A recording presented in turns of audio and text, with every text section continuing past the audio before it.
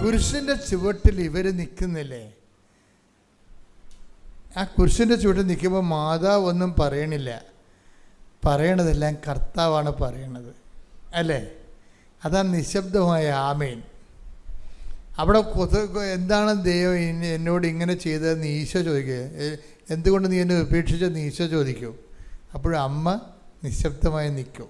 അതാണ് നിശബ്ദമായ ആമേൻ എന്ന് പറയുന്നത്. നിശബ്ദമായ ആമേൻ. തർക്കിക്കത്തില്ല, ബഹളം ഉണ്ടാക്കത്തില്ല. എന്താണ്? സഹനദാസിയുടെ പ്രാർത്ഥനയാണത്, നിശബ്ദമായ ആമേൻ.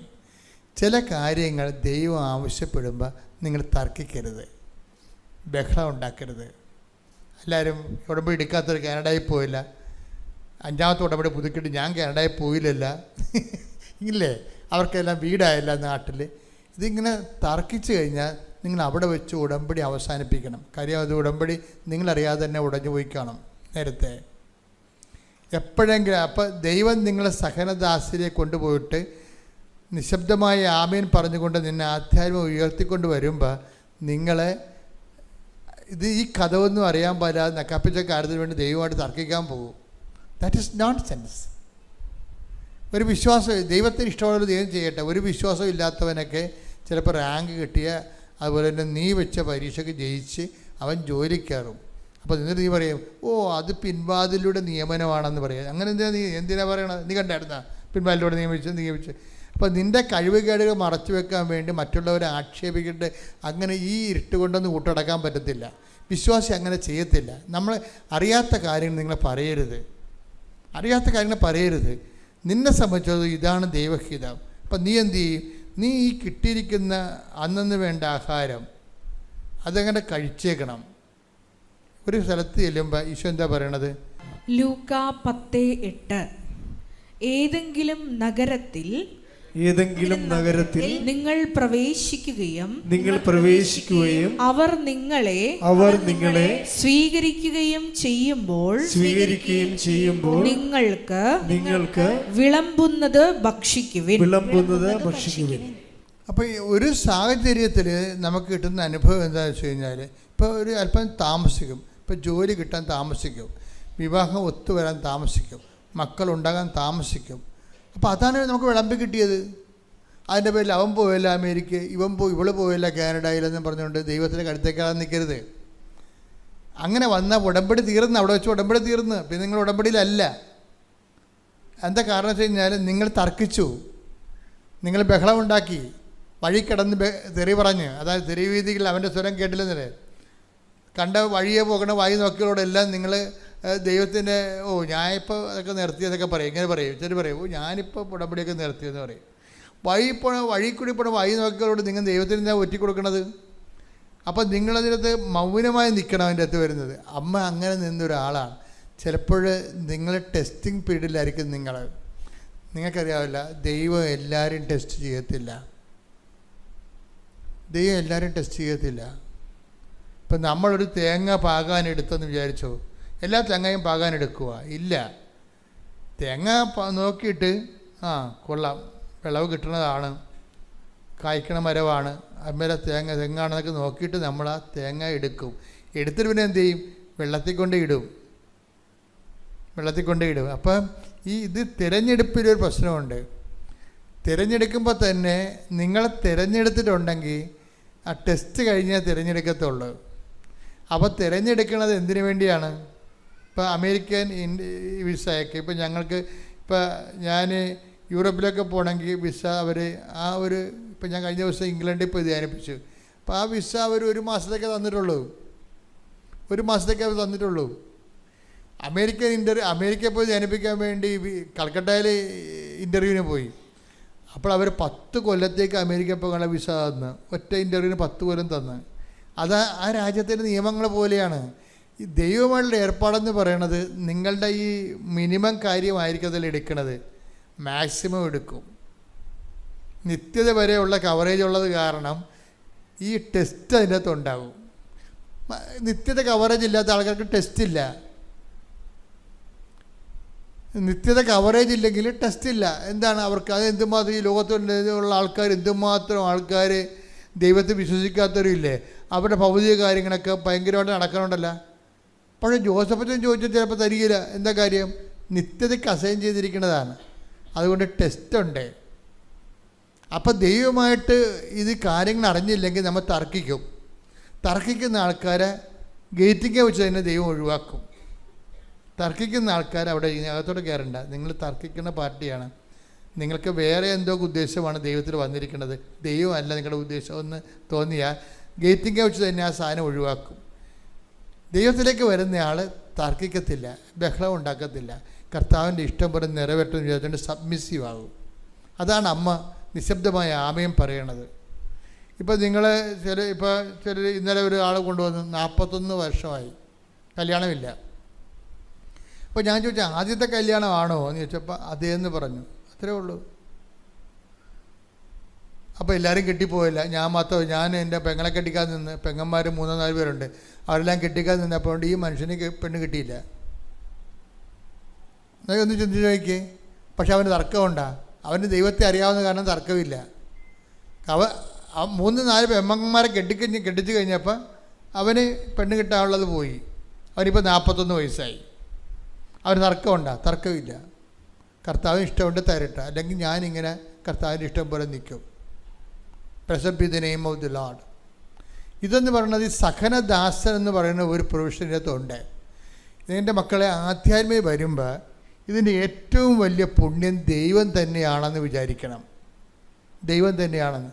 അപ്പോൾ നിങ്ങൾക്ക് തോന്നുന്നു, അപ്പോൾ അച്ഛനിങ്ങനെ പറയണതനുസരിച്ചാണെങ്കിൽ ഞങ്ങളുടെ കാര്യമൊന്നും നടക്കത്തില്ലേ? പക്ഷേ ഞാൻ ചോദിക്കട്ടെ നിങ്ങളോട്, ഈ ലോകത്ത്, ഈ ഭൂമിയിൽ 43,000 കാര്യങ്ങൾ എ ഗ്രേഡിലെ സാക്ഷി കിടക്കുന്നത് കൃപാസനത്തിൽ മാത്രമാണ്. ആ കൃപാസനത്തിൽ നിന്നാണ് ഇങ്ങനെ സംസാരിക്കുന്നത് ഓർക്കണം. ലോകത്തൊരു ധ്യാന കേന്ദ്രത്തിൽ 43,000 സാക്ഷ്യം കിടപ്പില്ല യൂട്യൂബിൽ. അപ്പം അങ്ങനെ വരുമ്പോൾ അപ്പം നിങ്ങൾ ശ്രദ്ധിക്കേണ്ട കാര്യം വെച്ചാൽ ഇതെല്ലാത്തിനും സമാധാനം ഉണ്ടാകും.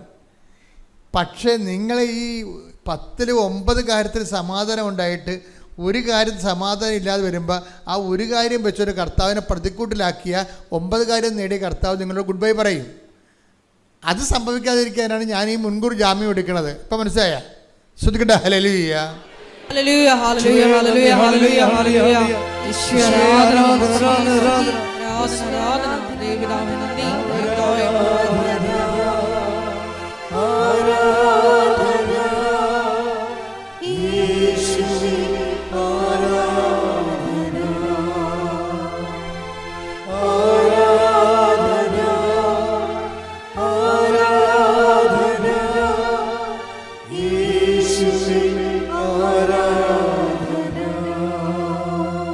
എല്ലാവരും എഴുന്നേൽക്കുക. രോഗസൗഖ്യ പ്രാർത്ഥനയിലേക്ക് പ്രവേശിക്കുകയാണ്. നമ്മൾ ജീവിത ദുരിതങ്ങൾക്കും ജീവിത തടസ്സങ്ങൾക്കെതിരെയുള്ള ദൈവിക ശാസന പ്രാർത്ഥനയാണ്.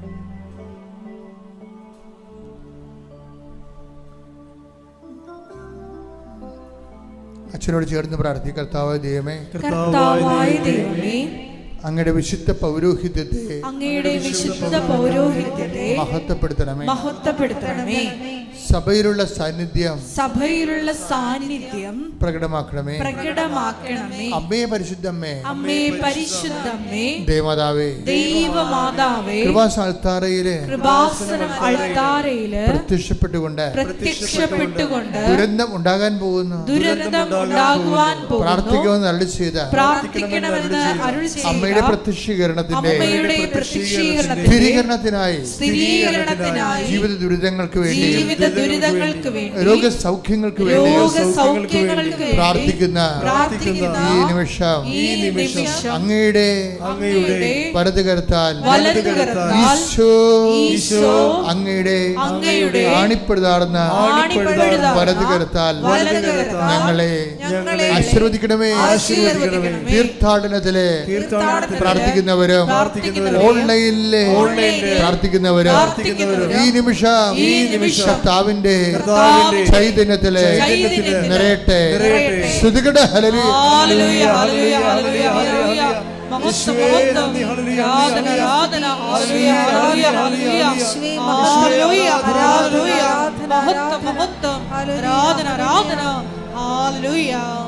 ഈ പരിശുദ്ധമായ അൾത്താരയിൽ ഈ ഒരു സാക്ഷ്യം പറയാനായിട്ട് എന്നെ ഇവിടെ ഉയർത്തിയ പരിശുദ്ധ അമ്മയ്ക്കും തിരുക്കുമാരന് ഒരുപാട് നന്ദി. എൻ്റെ പേര് ടെസ രാജു. ഞാൻ തൃശ്ശൂർ ജില്ലയിൽ നിന്ന് വരുന്നു. ആദ്യമായി ഉടമ്പടി എടുത്തത് 2024 നവംബർ 11 വിയു നിത്യസഹായ മാതാ ചർച്ചിൽ നിന്ന് ഇടവകംഗമാണ്. ഞാനിവിടെ ഒരു ജോലിയുടെ ആവശ്യമായിട്ടാണ് വന്നത്. എൻ്റെ പപ്പയാണ് എൻ്റെ അടുത്ത് ഉടമ്പടി എടുക്കാനായിട്ട് വന്ന് ആദ്യമായി കുടുംബാസനത്തിൽ വന്നത്. ആ സമയത്ത് ഞാൻ MSc B.Ed കഴിഞ്ഞിരിക്കുകയായിരുന്നു. ബാംഗ്ലൂർ ഒരു സ്കൂൾ വർക്ക് ചെയ്തിരുന്നു. അവിടെ നിന്ന് ഒരു ആരോഗ്യ പ്രശ്നങ്ങളൊക്കെ ആയിട്ട് ജോലി നിർത്തി വന്ന സമയത്ത് ഇവിടെ നിന്ന് ഉടമ്പടി എടുത്ത് പ്രാർത്ഥിച്ച് UAE ജോലി അന്വേഷിക്കാനായിട്ടുള്ള കാര്യങ്ങൾ മൂവ് ചെയ്തുകൊണ്ടിരിക്കുകയായിരുന്നു. അപ്പോൾ ഇവിടെ നിന്ന് ഉടമ്പടി എടുത്തതിന് ശേഷം നമ്മൾ അതിൻ്റെ കാര്യങ്ങൾക്കായി പോവുകയും പിന്നെ IELTS എക്സാം എഴുതുകയും ചെയ്തു. കാരണം ടീച്ചറായിട്ട് കയറുമ്പോൾ ബ്രിട്ടീഷ് കരിക്കുലം കിട്ടാനായിട്ട് IELTS നല്ലതാണെന്ന് കുറേ പേര് പറഞ്ഞു. അപ്പോൾ ഇതിനു വേണ്ടി കൂടെ ഒരു മാസം ക്ലാസ് ഒക്കെ അറ്റൻഡ് ചെയ്ത്, ഒരു മാസമേ പറ്റിയുള്ളൂ ക്ലാസ് അറ്റൻഡ് ചെയ്യാനായിട്ട്. IELTS എക്സാമിന് പോയപ്പോൾ ഉടമ്പടി എടുത്തിട്ടുണ്ടായിരുന്നു. അതുപോലെ തന്നെ മാതാവിൻ്റെ കാശ് രൂപ എൻ്റെ കയ്യിലുണ്ടായിരുന്നു. ഉപ്പ് കഴിച്ചിട്ടുണ്ടായിരുന്നു, പോക്കറ്റിലും ഉണ്ടായിരുന്നു. അതുപോലെ തന്നെ അപ്പോൾ എക്സാമിന് കയറി കഴിഞ്ഞപ്പോൾ അവിടെ 3 മണിക്കൂർ ഡിലേ വന്നു എക്സാമിന്. കാരണം AC വർക്ക് ചെയ്യുന്നില്ല എന്ന് പറഞ്ഞിട്ട്. അപ്പോൾ ഒരു 100 പേരോളം എക്സാം ഹാളിൽ നിന്ന് ഇറങ്ങിപ്പോയി. അതുപോലെ തന്നെ എനിക്ക് സ്പീക്കിങ്ങിനായിരുന്നു ഭയങ്കര കോൺഫിഡൻസ്. റീഡിങ്ങിനും റൈറ്റിങ്ങിനും എനിക്ക് കോൺഫിഡൻസ് കുറവായിരുന്നു. പക്ഷേ എൻ്റെ മെറിറ്റൊന്നും അല്ല അവിടെ. ഞാൻ എക്സാം എഴുതിയ സമയത്ത് സ്പീക്കിങ് എനിക്ക് ടഫും അതുപോലെ തന്നെ റീഡിങ്ങിന് റൈറ്റിങ്ങിന് നല്ല സ്കോർ എനിക്ക് ലഭിച്ചു. പരിശുദ്ധമ്മ എനിക്ക് നല്ല ഓവറോൾ എനിക്കൊരു 6.5 അടുത്ത് സ്കോർ കിട്ടി. അപ്പോൾ ടീച്ചിങ്ങിന് അവിടെ UAE 6.5 തന്നെയാണ് സ്കോറ്. അതെനിക്ക് ലഭിച്ചു. അതിനുശേഷം ഞാൻ സർട്ടിഫിക്കറ്റ് അറ്റസ്റ്റേഷൻ്റെ കാര്യങ്ങളായിട്ട് പോകുമ്പോൾ ഭയങ്കര ഡിലേ ആയിരുന്നു. ഒരു 20 ദിവസം കഴിഞ്ഞിട്ട് എനിക്ക് യൂണിവേഴ്സിറ്റിയിൽ നിന്ന് ഒരു റിപ്ലൈ വന്നിട്ടുണ്ടായിരുന്നില്ല. അതേസമയം ഞാൻ പിന്നെയും വന്ന് ഇപ്പോൾ 2 മാസം കഴിഞ്ഞപ്പോൾ എനിക്ക് ഏകദേശം ഉടമ്പടി റിന്യൂ ചെയ്യുന്ന സമയമായി. ഇവിടെ വന്ന് പ്രാർത്ഥിച്ചു, റിന്യൂ ചെയ്ത് തിരിച്ചു പോയി. ഒരാഴ്ചയ്ക്കുള്ളിൽ എൻ്റെ വിസയും അതുപോലെ തന്നെ സർട്ടിഫിക്കറ്റ് അറ്റസ്റ്റേഷനും അവിടെ നിന്ന് യൂണിവേഴ്സിറ്റിയിൽ നിന്ന് വിളിക്കുകയും പെട്ടെന്ന് തന്നെ എൻ്റെ സർട്ടിഫിക്കറ്റ് അറ്റസ്റ്റേഷനായിട്ട് കിട്ടുകയും ചെയ്തു, ഉടമ്പടി പുതുക്കാൻ്റെ ഭാഗമായിട്ട്. അത് കഴിഞ്ഞ് അപ്പോൾ ഞാൻ ഉടമ്പടി എൻ്റെ കയ്യിൽ പത്രങ്ങളുണ്ടായിരുന്നു. അപ്പോൾ നോർക്കയിലാണ് അറ്റസ്റ്റേഷൻ കൊടുക്കുക. അപ്പോൾ മെട്രോ സ്റ്റേഷനിൽ അവിടെയൊക്കെ ആയിട്ട് പത്രങ്ങൾ ഡിസ്ട്രിബ്യൂട്ട് ചെയ്യാനൊക്കെ ചെയ്യണ്ടായിരുന്നു. അതിനുശേഷം ഞാൻ UAE ഫെബ്രുവരി കയറിപ്പോയപ്പോൾ എനിക്ക് പരിശുദ്ധ അമ്മ അവിടെ ഒരു വീട് തന്നെയാണ് ഒരുക്കിയത്. ഞാൻ ഒരിക്കലും പ്രതീക്ഷിക്കാത്ത രീതിയിൽ എൻ്റെ ബന്ധുക്കളും പ്രതീക്ഷിക്കാത്ത ആൾക്കാരൊക്കെ എന്നെ ഒരുപാട് സഹായിച്ചു. ഫ്രണ്ട്സൊക്കെ ആയിട്ട് അവരുടെ വീട്ടിലാണ്. എനിക്ക് പുറത്ത് താമസിക്കേണ്ടതായിട്ടോ അതിൻ്റെ പൈസ ചിലവോ ഫുഡോ ഒന്നും എനിക്ക് വന്നിട്ടില്ല. അതുപോലെ റെസ്യൂമ് ഡ്രോപ്പ് ചെയ്യാനും എല്ലാത്തിനും എൻ്റെ കൂടെ എല്ലാവരും ഉണ്ടായിരുന്നു. അങ്ങനെ അവിടെ എനിക്കൊരു നല്ല സ്ഥലം എനിക്ക് മാതാവ് ഒരുക്കി തന്നു. പള്ളി കുറച്ച് ദൂരെയാണെങ്കിലും ആഴ്ചയിൽ 2 ദിവസം ഞാൻ എങ്ങനെയെങ്കിലും മെട്രോ വഴി എങ്ങനെയെങ്കിലും പള്ളിയിൽ പോകാറുണ്ടായിരുന്നു. അതുപോലെ തന്നെ അവിടെ അത് കയറി ഫെബ്രുവരി പോയി. മെയ് 15 ജോലി കിട്ടി. 15 എന്നുള്ള ഡേറ്റ് ഞാനും പപ്പയും ഡേറ്റ് ഇട്ട് പ്രാർത്ഥിച്ച ഡേറ്റിൽ എനിക്കൊരു സ്കൂളിൽ ജോലി ലഭിച്ചു. റാസൽ കൈമയിലാണ് ജോലി ലഭിച്ചത്. ആ സ്കൂളിൽ മാതാവ് തന്ന ജോലിയാണല്ലോ. 15 കയറി. അപ്പോൾ നന്നായിട്ട് തന്നെ തുടങ്ങി. അവിടെ അക്കോമഡേഷനൊക്കെ അവർ സ്കൂൾ പ്രൊവൈഡ് ചെയ്യും. പക്ഷേ എനിക്കവിടെ തുടരാൻ സാധിച്ചില്ല. കാരണം അവിടുത്തെ കൊളീഗ്സും പിന്നെ വർക്ക് പ്രഷർ നല്ല രീതിയിലുണ്ടായിരുന്നു. അപ്പം ഞാൻ പിടിച്ചു നിന്നു. കാരണം മാധവ് തന്ന ജോലിയാണല്ലോ, പിടിച്ചു നിന്നു. പക്ഷേ അതൊരു ഇന്ത്യൻ സ്കൂളായിരുന്നു ആദ്യം കിട്ടിയത്. അപ്പം ഞാൻ ആലോചിച്ചു, എന്തിനാണ് എന്നെക്കൊണ്ട് IELTS ഇതൊക്കെ എഴുതിച്ചത് ഒരു ഇന്ത്യൻ സ്കൂൾ പഠിപ്പിക്കാനായിട്ട് എന്നുള്ളത്. ഇന്ത്യൻ സ്കൂൾ IELTS ഒന്നും ആവശ്യമില്ല. അങ്ങനെ ആലോചിച്ചിട്ടുണ്ടായിരുന്നു. അത് കഴിഞ്ഞ് അവിടെ നിന്ന് ഞാൻ മാക്സിമം നോക്കി പിടിച്ചിരിക്കാൻ പറ്റണില്ല. അപ്പം ഞാൻ വെക്കേഷനായപ്പോൾ ഇങ്ങോട്ട് പോന്നു. ജൂലൈ ആഗസ്റ്റ് ആയപ്പോൾ തിരിച്ചു പോന്നിട്ട് ഞാൻ അങ്ങനെ എന്താ ചെയ്യാമെന്നിങ്ങനെ ആലോചിക്കുകയാണ്. പിന്നെയും വന്നു, ഉടമ്പടി പുതുക്കി അച്ഛൻ്റെ അടുത്ത് വന്ന് പ്രാർത്ഥിച്ചു. അച്ഛൻ തലേ കൈവച്ച് പ്രാർത്ഥിച്ചു. അതുപോലെ തന്നെ സർട്ടിഫിക്കറ്റ് മാതാവിൻ്റെ അടുത്ത് കൊണ്ടുപോയി അച്ഛൻ പ്രാർത്ഥിച്ചു. അപ്പോൾ അച്ഛൻ പറഞ്ഞിരുന്നു കോമൺ ആയിട്ട് 44 ദിവസത്തിനുള്ളിൽ എന്ത് വിഷയമായാലും ഇവിടുന്ന് പരിഹാരം ഉണ്ടാവുമെന്ന് അച്ഛൻ പറഞ്ഞിട്ടാണ് വിട്ടത്. രണ്ടാമത് ഞാൻ കയറിപ്പോയി. ഓണത്തിൻ്റെ തലേന്ന് കയറിപ്പോയി. സെപ്റ്റംബർ 4 പോയി. തിരിച്ചു പോയി. അവിടെ എത്തിയപ്പോൾ എനിക്ക് സെപ്റ്റംബർ 6 ഞായറാഴ്ച എനിക്കൊരു സ്കൂളിൽ നിന്ന് ഇൻ്റർവ്യൂ ലഭിക്കുകയാണ്. അതെൻ്റെ ഒരു ഫ്രണ്ട് വർക്ക് ചെയ്യുന്ന സ്കൂളാണ്. അവളവിടെ ഇതിന് മുന്നേ കുറേ പ്രാവശ്യം ട്രൈ ചെയ്തിട്ടുള്ളതാണ് എനിക്ക് ഇൻ്റർവ്യൂ കിട്ടാനായിട്ട്. പക്ഷേ എനിക്ക് കിട്ടിയിട്ടുണ്ടായില്ല. പെട്ടെന്നൊരു എമർജൻസി വേക്കൻസി വന്നിട്ട് എന്നെ പെട്ടെന്ന് സൺഡേ ഇൻ്റർവ്യൂ എടുക്കുകയാണ്. ഒരു ചാൻസും ഇല്ല സൺഡേ ഇൻ്റർവ്യൂ നടത്താനായിട്ട്. സ്കൂൾ വർക്കിംഗ് അല്ല.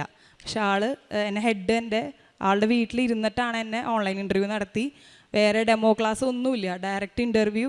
അതുപോലെ റിക്രൂട്ട്മെൻറ്റ്. അത് ബ്രിട്ടീഷ് സ്കൂള് IELTS ഉള്ളതുകൊണ്ടും മുമ്പ് UAE വർക്ക് ചെയ്തു എന്നുള്ളതുകൊണ്ടും മാത്രം എനിക്ക് അവിടെ പെട്ടെന്ന് തന്നെ ജോലി കിട്ടി. അതും 15-ാം തീയതി തന്നെ ജോയിനിങ്. മാതാവിൻ്റെ തിരുനാൾ ദിവസം സെപ്റ്റംബർ 8 എനിക്ക് ഓഫർ ലെറ്റർ വന്നത്. 8-ാം തീയതി വരെ ഞാൻ നൊയമ്പെടുത്ത് പ്രാർത്ഥിച്ചിട്ടുണ്ടായിരുന്നു. അപ്പോൾ എൻ്റെ റൂമിലെ ബോർഡും ഞാൻ എഴുതിയിട്ടിട്ടാണ് പോയത്. Not by merit but by grace September 8. ഇപ്പോഴത് അവിടെ കിടക്കുന്നത് എൻ്റെ റൂമിൽ. അപ്പോൾ 8-ാം തീയതി എനിക്ക് എന്തെങ്കിലും അത്ഭുതം തരുന്നു എനിക്ക് ഉറപ്പായിരുന്നു. അതുകൊണ്ടാണ് അങ്ങനെ എഴുതിയിട്ടത് പോയത്.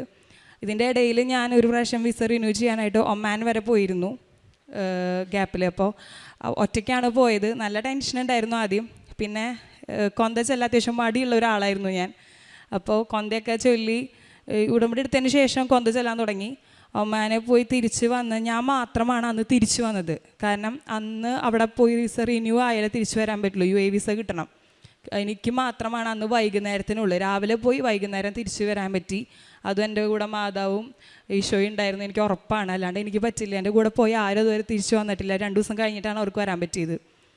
പിന്നെ അതുപോലെ തന്നെ വിശേഷ വിധിയായിട്ട് അച്ഛൻ എന്താ ചെയ്തതെന്നുള്ളത് ചോദിക്കാറുണ്ടായിരുന്നു. അപ്പോൾ എനിക്ക് UAE ഫസ്റ്റ് പോയ സമയത്ത് പത്രങ്ങളൊന്നും ഉണ്ടായിരുന്നില്ല. ഒക്കെ ഇവിടെ ഡിസ്ട്രിബ്യൂട്ട് ചെയ്തിട്ടാണ് ഞാൻ പോയത്. അപ്പോൾ ഞാൻ എന്ത് ചെയ്തെന്ന് വെച്ചാൽ ഒരു താങ്ക് യു കാർഡ് കയ്യിൽ വെക്കും. താങ്ക് യു കാർഡ് എന്ന് പറഞ്ഞു കഴിഞ്ഞാൽ ഈശോ എനിക്ക് വേണ്ടി ഒരുക്കി തരുന്ന ആൾക്കാരുണ്ടാവും. അതായത് പൈസ കൊടുത്തിട്ടല്ലാണ്ട് ആൾക്കാർ നമുക്ക് വേണ്ടി ഉപകാരങ്ങൾ ചെയ്തു തരുമല്ലോ. എന്തെങ്കിലും ഹെൽപ്പ് വഴി ഡയറക്ഷൻ പറഞ്ഞു തരിക. അതുപോലെ തന്നെ നമ്മൾ ഒറ്റയ്ക്കാണ് റെസ്യൂം ഡ്രോപ്പ് ചെയ്യാനൊക്കെ ചിലപ്പോൾ പോവാറ്. അപ്പോൾ അവർക്കൊക്കെ താങ്ക് യു കാർഡ് കൊടുക്കും. Thank you, God bless you എന്ന് പുറത്ത് എഴുതിയിട്ടുണ്ടാവും. ഉള്ളിൽ ഒരു ദൈവവചനം എഴുതിയിട്ടുണ്ടാവും. അങ്ങനെ ഒരു താങ്ക് യു കാർഡ് ഞാൻ ഇപ്പോഴും എൻ്റെ ബാഗിലുണ്ടാവും. അപ്പോൾ ആരെങ്കിലും എനിക്ക് ഈശോ വിട്ട ആൾക്കാരാണെന്ന് എനിക്ക് തോന്നിക്കഴിഞ്ഞാൽ ഞാൻ അവർക്ക് താങ്ക് യു കാർഡ് കൊടുക്കും. അതാണ് അവിടെ പ്രേക്ഷിത പ്രവർത്തനമായിട്ട് ചെയ്തിരുന്നത്. പിന്നെ ജീവകാരുണ്യ പ്രവർത്തനം 2ാമത്തെ വെക്കേഷന് വന്നപ്പോൾ ഇവിടെ ഒരു പീസ് ഹോം ഉണ്ട്. വയ്യാത്ത ആൾക്കാർ, കിടപ്പ് രോഗികൾ, അവർക്ക് ഫുഡ് കൊടുക്കാനും അവരുടെ കാര്യങ്ങൾക്കും അവർക്ക് പത്രം വായിക്കാനും അങ്ങനെ ലോഗോസ് ക്യൂസിന് അവരെ പഠിപ്പിക്കാനൊക്കെ ഒരു ടീച്ചറായിട്ട് എനിക്ക് അവിടെ പറ്റിയിട്ടുണ്ട്. എനിക്ക് 2 മാസത്തോളം. അതുപോലെ തന്നെ വയ്യാത്തൊരാരായാലും കേട്ടാൽ ഞാനും അമ്മയും, എൻ്റെ കൂടെ അമ്മയുണ്ടാവും, സന്ദർശിക്കാനും അവർക്ക് പറ്റണ പോലെ സാമ്പത്തികമായിട്ട് സഹായിക്കാനും. പിന്നെ എന്നെക്കൊണ്ട് പറ്റണ വേറെ കാര്യങ്ങൾ ജോലിക്ക് എൻ്റെ പോലെ തന്നെ ട്രൈ ചെയ്യണ എൻ്റെ ഫ്രണ്ട്സും ബാക്കി ആൾക്കാരുണ്ട്. ആര് മെസ്സേജ് അയച്ചാലും എനിക്ക് പറ്റുന്ന രീതിയിൽ ഞാൻ അവരെ സഹായിക്കാറുണ്ട്. കാരണം എനിക്ക് ജോലി കിട്ടാത്തതിൻ്റെ ബുദ്ധിമുട്ടായിട്ട് അറിയണമുണ്ട്. അതുപോലെ തന്നെ ഇവിടുത്തെ ഡെയിലി ബ്രെഡ് സ്റ്റാറ്റസ് ഇടാറുണ്ട്. ഉടമ്പടി ധ്യാനം ജോലി കിട്ടിയതിന് ശേഷം ചൊവ്വാഴ്ചകൾ കൂടാൻ പറ്റാറില്ല. അപ്പോൾ അതുകൊണ്ട് ശനിയാഴ്ച ഉപവാസം എടുത്ത് പ്രാർത്ഥന കൂടിയിട്ടാണ് ശനിയാഴ്ച ഫുഡ് കഴിക്കലും ബാക്കി അന്ന് പള്ളിയിൽ പോകലും കാര്യങ്ങളൊക്കെ. അപ്പോൾ ഇപ്പോഴും ഉടമ്പടിയിൽ തുടരാനും ഇനിയും സാക്ഷിയാക്കാനും മാതാവ് എന്നെ അനുഗ്രഹിക്കണം എന്നാണ് എൻ്റെ വിശ്വസിക്കുന്നു. മാതാവ് കാരണമാണ് എനിക്ക് ജോലി കിട്ടിയതെന്ന്. ഒരിക്കലും എൻ്റെ മെറിറ്റ് കൊണ്ടല്ല. കാരണം എനിക്ക് അതിന് മുന്നൊരു ഇതുണ്ടായിരുന്നു. MSc വഴി കഴിഞ്ഞതാണ്, BEd കഴിഞ്ഞതാണ്, IELTS ഉണ്ട്, എല്ലാം ഉണ്ട്, കിട്ടും എന്നുള്ളത്. പക്ഷെ അത് കഴിഞ്ഞ് 3ാമത്തെ റിന്യൂവലാണ് എനിക്ക് ജോലി ശരിക്കും സ്ഥിരമായി വിസ അടിച്ച് കിട്ടിയത്. അപ്പോൾ അത് എനിക്ക് മാതാവിൻ്റെ ദിവസം തന്നെയാണ് കിട്ടിയത്. അപ്പോൾ ഒരിക്കലും എൻ്റെ മെറിറ്റ് കൊണ്ടല്ല, but by grace. Thank you Jesus, thank you Mother Mary. ഈ തിരുവൾത്താരയിൽ അമ്മ മാതാവിൻ്റെ ഈശോൻ്റെയും കൂടെ നിന്ന് ഈ സാക്ഷ്യം പറയുവാൻ എന്നെ അനുഗ്രഹിച്ചതിനടുത്ത് ഞാൻ നന്ദി പറയുന്നു. ഞാൻ ഇതിനു മുമ്പും ഈ അൾത്താരയിൽ വന്ന് സാക്ഷ്യം പറഞ്ഞിട്ടുണ്ട്. ഈശോ മാതാവും കൂടെ എനിക്ക് ഒത്തിരി അത്ഭുതങ്ങൾ നടത്തി തന്നിട്ടുണ്ട്. ഞാൻ 6/7/2022 ആദ്യമായിട്ട് ഉടമ്പടി എടുത്തത്.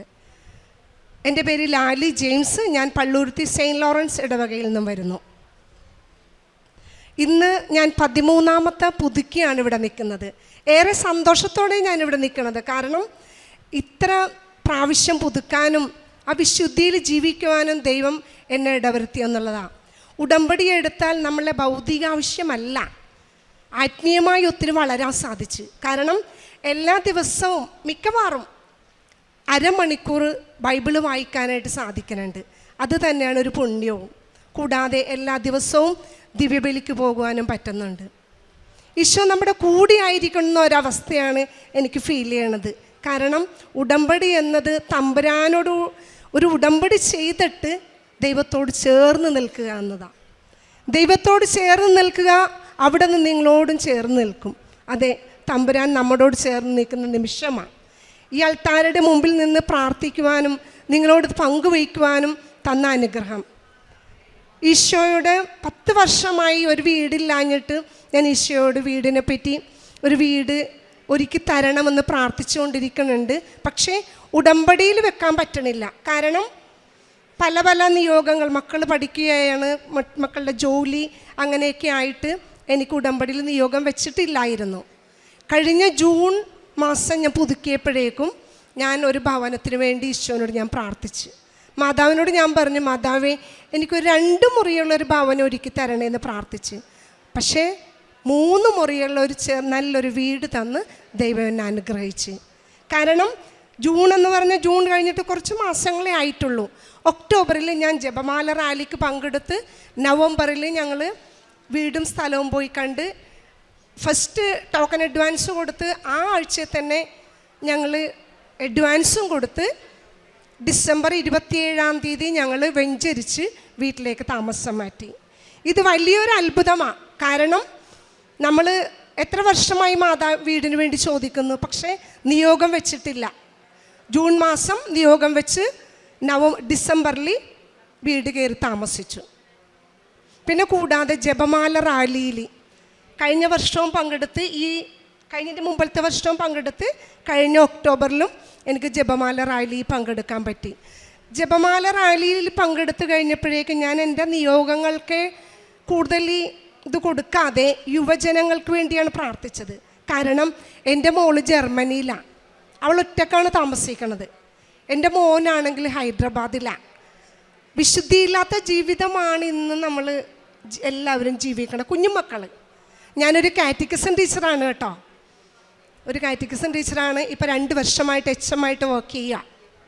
അപ്പോൾ ഈ വിശുദ്ധിയില്ലാത്ത മക്കളുടെ ജീവിതവും ആ ഒരു വിഷമമൊക്കെ കണ്ടു കഴിയുമ്പം എനിക്ക് ഭയങ്കര സങ്കടമാണ്. അപ്പം ഞാൻ ഈ ജപമാല റാലിയിൽ എൻ്റെ നിയോഗങ്ങൾ ഒന്നും തന്നെ ഞാൻ മെൻഷൻ ചെയ്തില്ല. ഞാൻ പറഞ്ഞു, ഈശോയെ കുഞ്ഞുമക്കൾ വിശുദ്ധിയിൽ ജീവിക്കാൻ നീ അനുഗ്രഹിക്കണേ എന്ന് പറഞ്ഞ് അറ്റം വരെ ഞാൻ ജപമാല റാലി ചൊല്ലി മക്കൾക്ക് വേണ്ടിയാണ് ഞാൻ പ്രാർത്ഥിച്ച. പക്ഷേ എൻ്റെ കാലിൻ്റെ വിരലിൻ്റെ താഴത്ത് നല്ലൊരു മുറിവുണ്ടായിരുന്നു. 3 വർഷമായിട്ട് നല്ല വേദനയാണ്. വേദനയെന്ന് പറഞ്ഞാൽ അതിൻ്റെ അകത്ത് ബ്ലഡ് വരും. ഡോക്ടറിനെ കൊണ്ട് കാണിച്ചിട്ട് ഡോക്ടർ മരുന്ന് തന്നിട്ട് ഒരു കുറവുമില്ല. പിന്നെ ഒരു പ്ലാസ്റ്റർ ഒട്ടിച്ച് കഴിഞ്ഞാൽ അതിങ്ങനെ പറിച്ച് കഴിയുമ്പം ആണിയാണെങ്കിൽ അതിങ്ങനെ പറിച്ച് കഴിഞ്ഞ് പോകുമെന്ന് പറഞ്ഞ് അത് 5 വാങ്ങിച്ചു വെച്ചു. പിന്നെയും 5 എണ്ണം വെച്ചു, എന്നിട്ടും ഒരു കുറവില്ലായിരുന്നു. പക്ഷേ ഈ ജപമാല റാലി കഴിഞ്ഞിട്ട് പിന്നെ ഇന്ന് വരെ എനിക്ക് ആ വേദന വന്നിട്ടില്ല. ഞാനത് പിന്നെ റാലിയിൽ പറഞ്ഞ കാര്യമല്ല, ഞാനിപ്പോൾ ഇങ്ങനെ വെറുതെ പറഞ്ഞ മാതാവ് എൻ്റെ കാലുവേദനയാണ് കേട്ടാ എന്ന് പറഞ്ഞാണ് ആ റാലിയിൽ ഞാൻ പങ്കെടുത്തത്. ബട്ട് അവസാനം വരെ റാലിയിൽ പങ്കെടുത്ത് അതൊക്കെ കഴിഞ്ഞപ്പോഴേക്കും എൻ്റെ കാലുവേദന മാറി. ആ വേദന ഞാനത് പറഞ്ഞുമില്ല, കാര്യമായിട്ട് ഒന്നും പറഞ്ഞില്ലായിരുന്നു. അത് മാറി ദൈവകൃപയാൽ ഇന്ന് ഒരു വേദന എനിക്കില്ല. പിന്നെ കൂടാതെ 2 കൈയിൻ്റെ മുട്ടിൻ്റെ ഇവിടെ നല്ല കറുത്ത പാടായിരുന്നു. അപ്പോൾ ഈ വേദന, കാലിൻ്റെ വേദന വരുമ്പോൾ ഞാൻ എല്ലാ ദിവസവും രാവിലെയും വൈകിട്ടും ഉടമ്പടി തൈലം പൂശി പ്രാർത്ഥിക്കുമായിരുന്നു. പിന്നെ കൂടാതെ കയ്യിലും ഈ കറുത്ത പാട് ഭയങ്കര വലുതായിട്ട് വന്നപ്പോഴേക്കും രാവിലെയും വൈകിട്ടും മാതാവിൻ്റെ ഉടമ്പടി തൈലം പുരട്ടി പ്രാർത്ഥിക്കുമായിരുന്നു. ഇപ്പം അതും എൻ്റെ 2 കയ്യിൽ നിന്നും പോയി. ഇപ്പം അവിടെ വേദനകളൊന്നും ഇല്ലായിരുന്നു, പാടുണ്ടായിരുന്നു. ആ പാടൊക്കെ എല്ലാം മാറി. ജനറൽ ഹോസ്പിറ്റലിൽ എറണാകുളത്ത് പോയിട്ട് പൊതിച്ചോറ് കൊടുക്കും. പിന്നെ പത്രം പ്രാർത്ഥിച്ചുകൊണ്ട് വിശ്വാസ പ്രമാണം ചൊല്ലി, പിന്നെ കരുണയുടെ കൊന്ത ചൊല്ലിയൊക്കെ ഞാൻ പ്രാർത്ഥിച്ചു കൊടുക്കും. കൂടാതെ പൊതിച്ചോറ് ഇവർക്ക് കൊണ്ടേ കൊടുക്കും, രോഗികൾക്കും ബൈസ്റ്റാൻഡേഴ്സിനും. പിന്നെ കാശുരൂപം പ്രാർത്ഥിച്ചിട്ട് രോഗികൾക്ക് എത്ര കൂടുതലായിട്ടുള്ള രോഗികൾക്ക് കാശുരൂപം കൊടുത്ത് പ്രാർത്ഥിക്കുവാൻ. ദൈവത്തിന് സ്തുതിയായിരിക്കട്ടെ. എൻ്റെ പേര് മിനി. ഞാൻ പത്തനംതിട്ടയിൽ നിന്ന് വരുന്നു. ഞാൻ 2021 നവംബറിലാണ് തീർത്ഥാടന ഉടമ്പടി എടുത്തത്. നവംബർ ആദ്യം ഞാൻ ഓൺലൈൻ ഉടമ്പടി എടുത്തു. അന്ന് കിട്ടിയ അനുഗ്രഹങ്ങളും തീർത്ഥാടന ഉടമ്പടി എടുത്ത അനുഗ്രഹങ്ങൾക്കും ഞാൻ 2 പ്രാവശ്യം ഈ അമ്മ പ്രതിഷ്ഠപ്പെട്ട ഈ ആൾത്താരയിൽ വന്ന് ഞാൻ സാക്ഷ്യം പറഞ്ഞിട്ടുണ്ട്. ഇതെൻ്റെ 3ാമത്തെ സാക്ഷ്യമാണ്. എനിക്ക് എതിരെ ഞങ്ങൾക്ക് ഒരു കേസുണ്ടായിരുന്നു. ആ കേസ് ഒരു സത്യമല്ലാത്ത ഒരു കേസായിരുന്നു. ഞാൻ 15ാമത്തെ ഉടമ്പടിയാണ് ഇപ്പോൾ, അതിലാണ് നിലനിൽക്കുന്നത്. അപ്പോൾ ഉടമ്പടിയിലായിരിക്കുമ്പോൾ ഞാൻ എപ്പോഴും അമ്മയുടെ മാധ്യസ്ഥം യാചിക്കാറുണ്ട്. എന്ത് പ്രതിസന്ധി വന്നാലും പ്രയാസങ്ങൾ വന്നാലും അമ്മയുടെ മാധ്യസ്ഥം യാചിക്കും, പ്രാർത്ഥിക്കും. തൈലവും വിശുദ്ധ ഉപ്പും ഞാൻ ഉപയോഗിക്കും. അപ്പോൾ ഇങ്ങനെ കേസ് അവരോട് വാക്കാൽ പറഞ്ഞിട്ട് അവർ മാറുന്നില്ലായിരുന്നു. സത്യമുള്ള ഒരു കേസല്ലായിരുന്നു. അപ്പോൾ പക്ഷേ അത് ഞാൻ ഇവിടെ ആ കോടതിയിൽ നിന്ന പേപ്പർ ഞാൻ ഇവിടെ വന്ന് ഈ അൾത്താരയുടെ മുമ്പിൽ അമ്മ പ്രത്യക്ഷപ്പെട്ട ഈ സന്നിധിയിൽ വന്ന് പ്രാർത്ഥിച്ചുകൊണ്ടിരുന്നപ്പോൾ എനിക്കൊരു ഉൾപ്രേരണ ഉണ്ടായി. അമ്മ മാതാവ് പറയുന്ന പോണക്ക് അച്ഛനെ ഒന്ന് കാണണമെന്ന്. അപ്പം ഞാൻ അച്ഛനെ കാണാനായിട്ട് ഓഫീസിൽ ചെന്നപ്പോൾ അവിടെ ഒരു ബ്രദർ പറയുന്നു കോർട്ടിൽ നിന്ന് പേപ്പർ കിട്ടിയവർ കടന്നു വരാൻ. അപ്പം ഞാൻ കയറി ചെന്നു, എനിക്ക് ടോക്കൺ കിട്ടി. ഞാൻ അച്ഛൻ്റെ കയ്യിൽ ആ പേപ്പർ കൊടുത്തു. അച്ഛൻ ബ്ലസ് ചെയ്തു. പേപ്പർ ടോക്കൺ അച്ഛനൊരു കാശുരൂപം തന്നു. അത് അച്ഛനെ കണ്ട ദിവസം എന്ന് പറയുന്നത് 7/8/2024 പിന്നെ ആ കാശുരൂപം വെച്ച് ഞാൻ പ്രാർത്ഥിച്ചു. 2025 ജനുവരി 7 1-ാം ചൊവ്വാഴ്ച 7 എന്ന് പറയുന്ന ചൊവ്വാഴ്ച അച്ഛൻ്റെ ധ്യാനം നടക്കുന്ന ദിവസം. അന്ന് ഞങ്ങളെ കോർട്ടിൽ നിന്ന് വിളിച്ചു. അന്ന് അച്ഛൻ ധ്യാനം തുടങ്ങിയപ്പോൾ തന്നെ പറഞ്ഞ വചനമെന്ന് പറയുന്നത് ലൂക്ക 7:7 ശതാധിപൻ്റെ ഭൃത്യനെ സൗഖ്യമാക്കുന്നത് ഒരു വാക്കുച്ചരിച്ചാൽ മാത്രം മതിയല്ലോ, എൻ്റെ ഭൃത്യൻ സുഖമാകുമെന്നാണ് ആ ശതാധിപൻ പറഞ്ഞത്. അപ്പോൾ ഞാനും ആ ധ്യാനത്തിൽ പ്രാർത്ഥിച്ചു, ഒരു വാക്ക് ഉച്ചരിച്ചാൽ മാത്രം മതി ഞങ്ങളുടെ കേസ് പിൻവലിക്കാനും. ആ സമയം തന്നെ ആ ദിവസം ആ ധ്യാനം നടന്നപ്പോൾ തന്നെ ആ കേസ് പിൻവലിച്ചു. അമ്മയ്ക്ക് കോടാനുകോടി നന്ദി അർപ്പിക്കുന്നു. രണ്ടാമത്തെ സാക്ഷ്യം എന്ന് പറയുന്നത് ഞങ്ങൾ കുറേ വസ്തു ഇങ്ങനെ ഞങ്ങളുടെ വഴിക്ക് കൂടെ റോഡിനായിട്ട് കൊടുത്തിരുന്നു.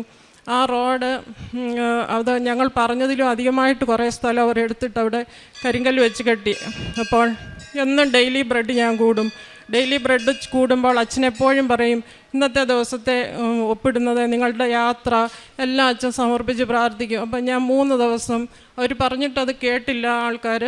അപ്പം ഈ 3 ദിവസം ഞാൻ വിശുദ്ധ ഉപ്പ് കൊണ്ടുപോയി വിശ്വാസപ്രമാണം ചൊല്ലി രാവിലെ ഡെയിലി ബ്രെഡ് കഴിഞ്ഞിട്ട് വെളുപ്പിനെ തന്നെ ആ സ്ഥലത്ത് കൊണ്ട് ഇട്ട് പ്രാർത്ഥിക്കുമായിരുന്നു. 3ാമത്തെ ദിവസം അവിടുത്തെ മെയിൻ ആൾക്കാർ വന്നിട്ട് അത് കണ്ടിട്ട് പറഞ്ഞു ഇത് പൊളിച്ചിട്ട് മാറ്റി അവർ പറഞ്ഞ് നമ്മൾ കൊടുത്ത അത്രയും ആ ഒരു വഴിയിൽ തന്നെ കെട്ടി അവർ വഴിയാക്കണമെന്ന് പറഞ്ഞ് അതും അമ്മമാതാവ് ഇടപെട്ട് സമാധാനപരമായിട്ട് അതും തീർന്നു. 3ാമത്തെ സാക്ഷ്യം എന്ന് പറയുന്നത് എനിക്ക് കുറേ നാളുകളായിട്ട് എൻ്റെ വിരലിലൊരു അരിമ്പാറ പോണക്ക് വിരലിൽ വെള്ളം വീഴുമ്പോഴൊക്കെ അതിങ്ങനെ പഴുത്ത് വരും. അതിങ്ങനെ ഒരു സോപ്പൊക്കെ എടുക്കുമ്പോഴൊക്കെ ഒത്തിരി ബുദ്ധിമുട്ടായിരുന്നു, വർഷങ്ങളായിട്ടുള്ളായിരുന്നു. പിന്നെ കാതിങ്ങനെ ഒരു 6 മാസം കൊണ്ട് ഇങ്ങനെ എപ്പോഴും പഴുകും. അത് ഇടയ്ക്കിടയ്ക്ക് ഉണ്ടാറാണ്. പക്ഷേ ഞാനിതെല്ലാം ഈ വിശുദ്ധ തൈലവും ഉപയോഗിച്ച് വിശ്വാസപ്രമാണം ചൊല്ലി പ്രാർത്ഥിച്ചു. അതും എനിക്ക് സൗഖ്യമായി. അങ്ങനെ നിരവധി സൗഖ്യങ്ങളും അമ്മയുടെ ഒരു മാധ്യസ്ഥവും സാന്നിധ്യം എപ്പോഴും എനിക്ക് ഉണ്ടാകാറുണ്ട്. എപ്പോഴും ഞാൻ ഇപ്പോൾ വർഷങ്ങളായിട്ട് 15 പ്രാവശ്യം ഞാൻ ഉടമ്പടി പുതുക്കി അമ്മയുടെ സാന്നിധ്യത്തിൽ ഉടമ്പടിയിൽ തന്നെ ആയിരിക്കുന്നതുകൊണ്ട് ഞാൻ എപ്പോഴും വിശ്വാസപ്രമാണം ചൊല്ലി കാശുരൂപവും തൈലവും ഉപ്പും ഞാൻ ഉപയോഗിച്ചാണ് ഏത് കാര്യത്തിനും. വീട്ടിൽ നിന്ന് ഇറങ്ങിയാൽ പോലും ഇറങ്ങുന്നത് തന്നെ വിശുദ്ധ തൈലം പുരട്ടി കാശുരൂപം എടുത്തുകൊണ്ടാണ് ഏത് കാര്യത്തിനും ഞാൻ പോകാറ്. അമ്മയുടെ സാന്നിധ്യം എപ്പോഴും എല്ലാത്തിനും ഉണ്ട്. അതുകൊണ്ട് മറ്റുള്ളവർക്ക് വേണ്ടി പ്രാർത്ഥിക്കുമ്പോൾ അവർക്ക് അനുഗ്രഹങ്ങൾ കിട്ടാറുണ്ട്. അവർക്ക് പേപ്പർ കാശുരൂപം വിശുദ്ധ വസ്തുക്കളൊക്കെയും കൊടുക്കാറുണ്ട്. പിന്നെ പേപ്പറാണെങ്കിൽ ഓരോ മാസവും ഞാനിവിടെ വരും. ഓരോ മാസവും വന്ന് 2 കെട്ട് പേപ്പർ മേടിക്കും. ആ പേപ്പർ മേടിച്ച് എല്ലാവർക്കും കൊടുക്കും. എല്ലാവർക്കും കുറച്ച് പേപ്പർ എൻ്റെ കയ്യിൽ വെച്ചിരിക്കും ആൾക്കാർ അർഹതപ്പെട്ടവർക്ക് കൊടുക്കാനായിട്ട്. പിന്നെ കാരുണ്യ പ്രവൃത്തികൾ എന്ന് പറയുന്നത് എന്നാലാകുന്ന സഹായങ്ങൾ അതിന്നല്ല പണ്ട് തൊട്ടേ ഉള്ള ഒരു കാര്യമാണ്. മറ്റുള്ളവരെ സഹായിക്കുക എന്നുള്ളത് എന്നാലാകുന്ന സഹായങ്ങൾ എപ്പോഴും ഞാൻ മറ്റുള്ളവർക്ക് ചെയ്യാറുണ്ട്. ബൈബിൾ മേടിച്ച് കൊടുത്തിട്ടുണ്ട്. അങ്ങനെ ഓരോരോ കാര്യങ്ങളും എന്നാലാകുന്ന പോലൊക്കെ ഞാൻ ചെയ്യാറുണ്ട്. ഈ സാക്ഷ്യം ഇവിടെ പറയാനായിട്ട് വൈകിയതിനെ ഓർത്ത് അമ്മ മാതാവിനോട് ഈശോയോട് മാപ്പി ചോദിക്കുന്നു. ഇത്രയെല്ലാം അനുഗ്രഹങ്ങൾ തന്ന ഇനി ഉടമ്പടിയിൽ തന്നെ നിൽക്കാനായിട്ട് ആഗ്രഹിക്കുന്നു. ഇത്രയേറെ അനുഗ്രഹങ്ങൾ തന്ന അമ്മ മാതാവിനെ ഈശോയ്ക്കും കോടാനുകോടി നന്ദി അർപ്പിച്ചുകൊണ്ട് ഞാൻ എൻ്റെ സാക്ഷ്യം നിർത്തുന്നു.